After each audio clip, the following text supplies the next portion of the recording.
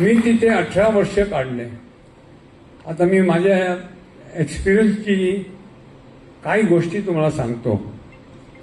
मी आमच्या 4 माळ्याची बिल्डिंग होती. प्रत्येक माळ्यावर 20 खोल्या, आमची एक खोली, म्हणजे 80 खोली संपूर्ण बिल्डिंगमध्ये.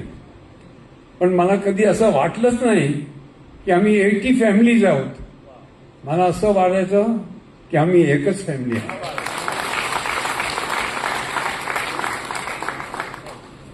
मी तुम्हाला उदाहरण देतो. त्यावेळी लहान लहान वस्तू आम्हाला भयंकर आनंद द्यायचे. आमच्या घरी ट्यूबलाईट आले, तेव्हा नवीन नवीन ट्यूबलाईट आली होती. संपूर्ण बिल्डिंग बघायला आली, अहो यांच्या घरात ट्यूबलाईट लागलाय. आणि फॅन आला, क्रॉम्प्टनचा फॅन लागला यांच्याकडे. सांगायचं तात्पर्य असं आहे, लहान लहान गोष्टी इतक्या प्रेम होतं तिथे. लहान लहान गोष्टीचा आनंद मिळायचा इतका की मी सांगू शकत नाही. आज इथे मतलब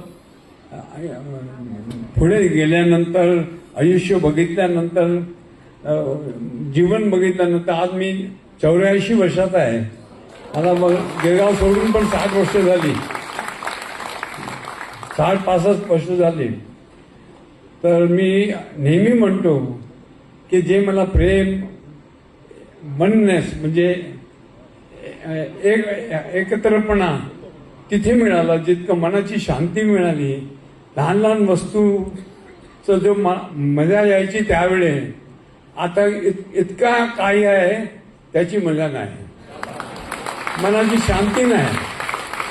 पण याचा पण एका माणसाने मला विचारलं, हे सगळं आहे, तुला ते आवडायचं, तुला कोणी थांबवलं? जा तिथे परत जाऊ शकतो. बोलायचं तात्पर्य असं, गुरु नानकजींनी सांगितलं आहे, नानक दुखिया सब संसार. ज्याच्याकडे आहे तो पण दुःखी आहे, ज्याच्याकडे नाही तो पण दुःखी आहे. सुख हे आपल्या मनात आहे. आम्हाला ते सुख घ्यायला पाहिजे, आनंद घ्यायला पाहिजे. म्हणजे लाईफ अशीच आहे. लाईफ कधी अशी सरळ जात नाही. जिंदगी रास्ते में न जाने कितने मोड़ देती है, हर मोड़ पे न जाने कितने सवाल देती है.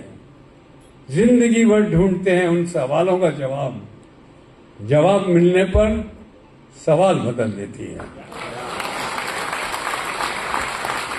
ये आनंद बख्शी ने 2 गाने लिखे, थॉट सेम है, पर पूरा जिंदगी का निचोड़ निकाल लिया है. आदमी मुसाफिर है, आता है जाता है, आते जाते रास्ते में यादें छोड़ जाता है. और दूसरा गाना उन्होंने लिखा था राजेश खन्ना की फिल्म के लिए, जिंदगी के सफर में जो गुजर जाते हैं मकाम, वो फिर नहीं आते. ये बहुत सही है. हमें